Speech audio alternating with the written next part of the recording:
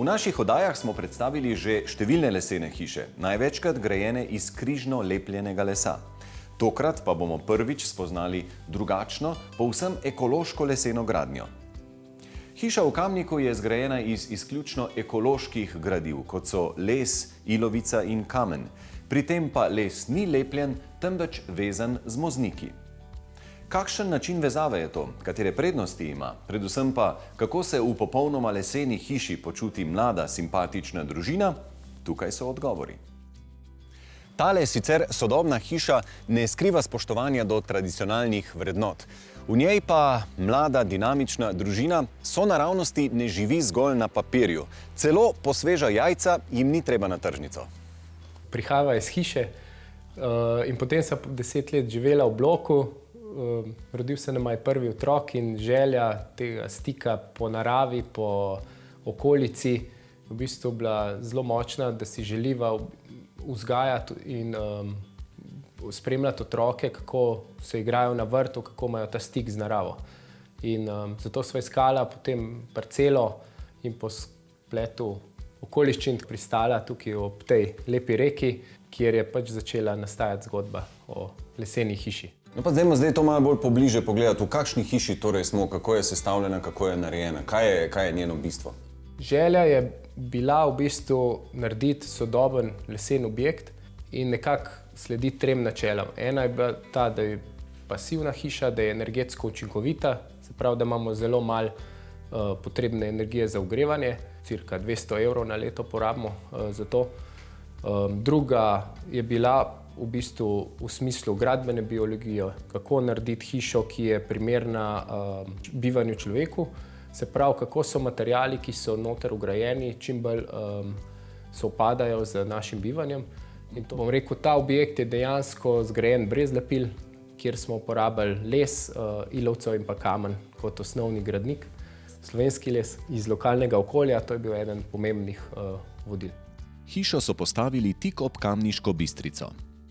Objekt smo zaradi poplavnega območja sprojektirali na ta način, da smo ga dvignili na tla. S tem ni bilo potreben nobenih izvedbe hidroizolacij, trajnost objekta pa je s tem praktično neomejena, ker je les dvignen od tal na suhem in trajen. Načrt je Miha Bogataj narisal sam. Čeprav je diplomirani gradbeni inženir, je od nekdaj želel tudi ustvarjati in njihova hiša je eden od njegovih projektov. Ja, jaz lahko povem to, da smo mi živeli na 25 kvadratih v bloku in sva tudi v bistvu tako zastavljala, da nimamo prevelike hiše, da imamo v bistvu dovolj stika, da smo veliko skupaj. Tako da meni je bilo to nekako glavno, da se ne bi izgubili noter v hiši. V pritličju hiše je poleg velikega dnevnega prostora kuhinja, stranišče, pisarna in pralnica. Prostoru pa vlada velika peč. V njej pečejo kruh, tam ležijo, berejo in gledajo televizijo. Peč ima 2 kurišča. Aha. S spodnjim kuriščem ogrevamo 8 metrov kanala, ki ima fazni zamik 30 ur. Ta del je pa v bistvu krušna peč v pasivni hiši, ki funkcionira odlično. Ta del je toplotno izoliran in ne pregreva objekta. Dnevni prostor je svetel in zelo odprt. Pri snovanju hiše so stremeli k svetlobi, hkrati pa so vključili element, ki jo pomaga regulirati. Sodobni objekti se odpirajo soncu, s tem je pač objekt energetsko učinkovit. Bistvo tega, zakaj pa to delamo, je pa naravna svetloba. To pomeni, da imamo kvalitetno bivanje tudi v oblačnem vremenu, ker sva si skozi želela, okolje nama nudi lepe poglede. Tako imamo v zgornji etaži vzhod in zahod na čelnih fasadah povsem odprto v steklu. Ker je pa to problem pregrevanja, smo razvili senčila, brisoleje, ki jih imenujemo električno krmiljenje lesene polkna, ki se lahko rotirajo in imaš preko celega poletja senco in pa prelepe poglede v naravo. V kopalnici nedvomno pritegne pogled velik mozaik, ki je pod Nežinimi rokami nastajal kar 3 mesece. Drugo presenečenje je nadomestek običajne straniščne školjke in sicer počepno stranišče. Mi smo potovali po Bližnjem vzhodu in nam je bil ta način zelo higieničen, všeč. Sva si pač drzali na to v sodobno hišo vgraditi in nam je čudovito. Mihova pisarna skriva manjše presenečenje. Ker se ukvarjam z lesom, pač sem mogel sina nekako zamotiti, ko pripravljam ali pa delam doma. Sem mu poleg svoje pisalne mize naredil ponk, kjer pa na njej dela tudi zdaj lesene lučke in pa razne stvari. Posebnost te hiše torej ni le gradnja iz masivnega lesa, temveč sestava konstrukcije. Ta je vidna v prerezu stene. Mozniku pravimo, to je lesen žebelj in z takimi lesenimi žeblji, ki so zavrtani in zabiti v steno, sestavimo steno popolnoma brez lepil. 125 jih pride na kvadratni meter in to potem drži togo kocko, kot vidite, je v bistvu zelo stabilna. Nobenega železnega žeblja, nobenega lepila, zgolj in samo to je vezava. Zgolj samo to, bukov moznik je predsušen. Prednost tega sistema je v tem, da je ta konstrukcija povsem v topli coni na notranji strani, kjer jo lahko uporabimo vidno ali nevidno. Na ven pa potem pride še objekt izoliran.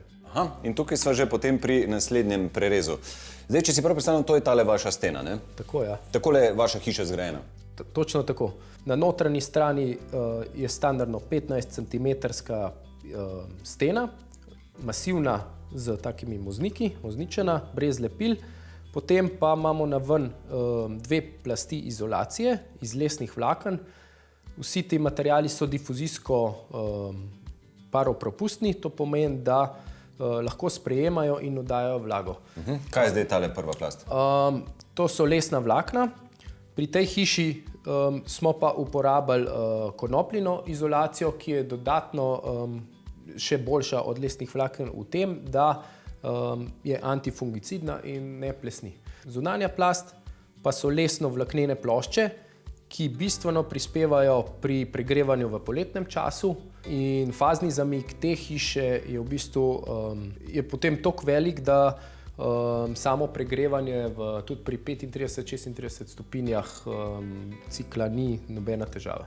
In pol prideva še do zunanjega dela oziroma do tele prezračevalne fasade, ne? Tako, prezračevana fasada je leseni hiši najboljša fasada, kakršnakoli že je. Služi kot nek dežen plašč. To pomeni, da pač les ohranjamo večno na suhem in je trajnost sistema 100 let in več. Mi smo se odločili za impregnirano, netretirano leseno fasado iz alpskega macesna. In s to sivino, ta patina, s tem se les v resnici zaščiti, ne? Tako je. Les se samo sivino zaščiti.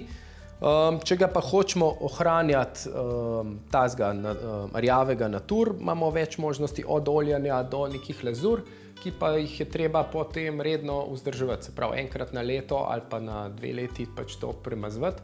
Ampak Miha, zdaj me še zanima, zakaj bi se človek sploh odločil za gradnjo iz masivnega lesa? V čem je štos lesa? Poleg tega, da nudi les prijetno bivanjsko okolje, naravno okolje, ki je vedno toplo, je pač vgradnja lesa v konstrukcijo prednost v tem, da zmanjšujemo toplogredne pline. V kleti je Nežin ustvarjalni prostor. Neža, to je pa zdaj tvoj kotiček, ne? Tukaj se dogaja čarovnija, tvoj studio. Ja, res. Kaj vse počneš tukaj?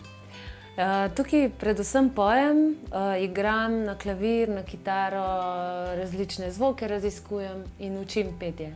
In zdaj pri tem studiu je pomembno, da se ga navzven preveč ne sliši, ne? In ste dosegli to zvočno izolacijo tudi z lesom. Ja, res je, en del smo uporabili lesa, večji del pa smo dali ilovnate omete, zato je tudi akustika primerna, da se lahko dobro slišiš. Aha, navznoter se fino sliši, navzven pa ne, ne? Navzven ste pa tako je toliko izoliran zatesnjeni. in zatesnjeno, da nikogar ne motimo. A kdaj nudiš učne ure petja tudi zastonj? Recimo zdajle? Ja, ok, lahko. Probamo. Kdaj prišel